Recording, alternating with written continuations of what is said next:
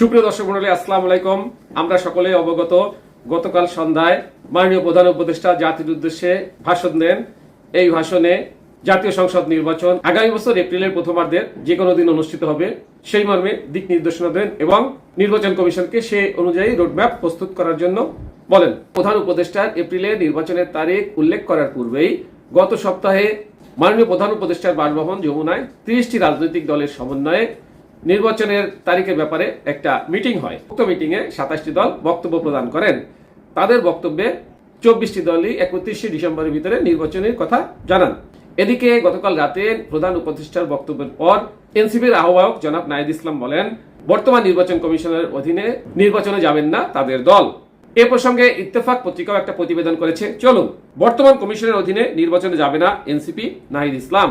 শুক্রবার 6 জুন প্রধান উপদেষ্টা ডক্টর মোহাম্মদ ইউনূসের নির্বাচনের রোডম্যাপের ঘোষণার তাৎক্ষণিক প্রতিক্রিয়ায় গণমাধ্যমে এ মন্তব্য করেন জাতীয় নাগরিক পার্টির আহ্বায়ক নাহিদ ইসলাম। তিনি বলেন, আগে নির্বাচন কমিশন পুনর্গঠন করতে হবে।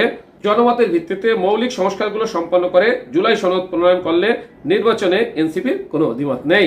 নাহিদ ইসলাম বলেন, কয়েকটি দলের চাপ প্রয়োগের কারণেই প্রধান উপদেষ্টা এই সম্ভাব্য রোডম্যাপ ঘোষণা করেছেন। সব ধরনের নির্বাচনী আশঙ্কা বা পরিস্থিতি স্থিতিশীল করার জন্য একটা সম্ভাব্য রোডম্যাপ ঘোষণা করা হয়েছে। এই ছিল সেখানকার সর্বশেষ খবর।